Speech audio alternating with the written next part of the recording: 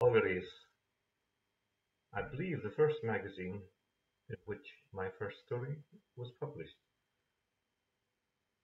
It was number 16, cost £1.75, edited by Nik, a science fiction, fantasy and horror magazine. My first story was called The Glowing Goblins. This was based on my actual experience as a child of believing that there were witches chasing me into the downstairs cupboard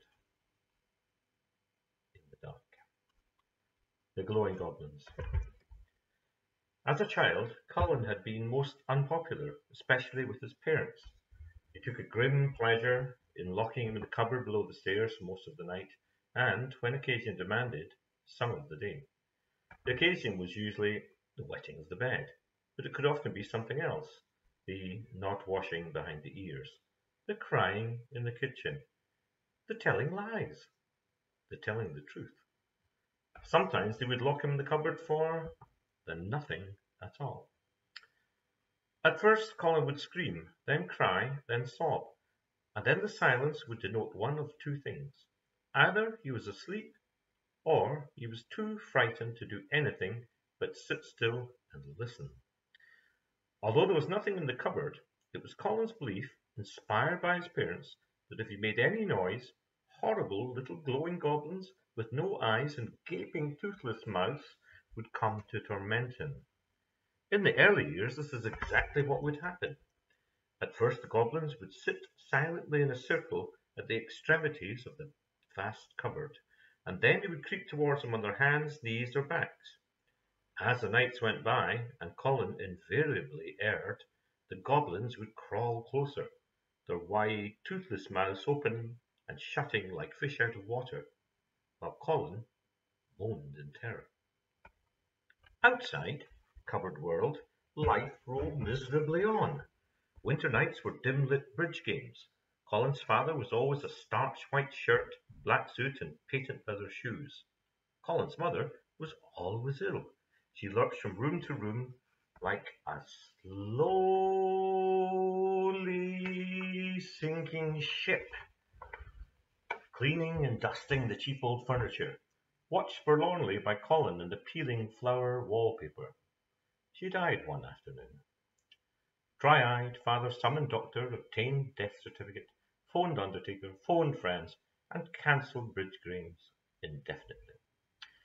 After the unaccustomed break in routine, he put Colin in the cupboard for the nothing at all, and sat in the kitchen drinking whisky from a clay mug.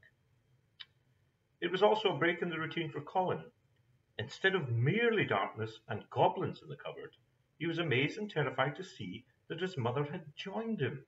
She lay screaming on the floor in the centre of the cupboard. Well, her mouth opened and shut, and her face contorted with fear, although no sound emerged. For about an hour, Colin sat cowering in a corner, and then it eventually came to him that there was nothing to be frightened of. The goblins no longer crawled towards him. They sat alongside him, their mouths opening and shutting, but their obscenely witless faces pointed towards Mother. After another hour, he discovered that he was exuding a faintly luminous light. It was then that he began to open and shut his own mouth. Outside cupboard world, life was slowly changing. Father spent much of his time sitting in the kitchen with his whisky, now drinking straight from the bottle. A pile of unwashed dishes towered above him, and scrawny grey mice scampered unnoticed at his feet. He tried unsuccessfully to teach Colin how to play bridge, and even less successfully to talk to the boy. In frustration, he would lock him in the cupboard for days and nights on end.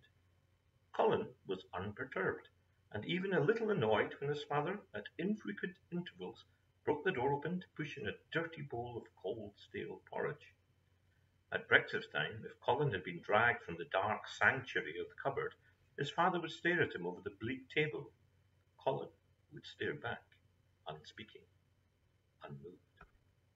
Each morning, Colin observed his father's deterioration. Soon he would miss a day at work and stay in drinking. Soon he would fail to rise from his unmade bed. Then, one day, after a long silence, he would be taken away by grown-ups, taken away and put in a hole in the ground. And that night, when relatives had put Colin safely in bed and were humming and hawing and sharing out the cheap furniture, he would sneak downstairs and quietly and carefully open the cupboard door.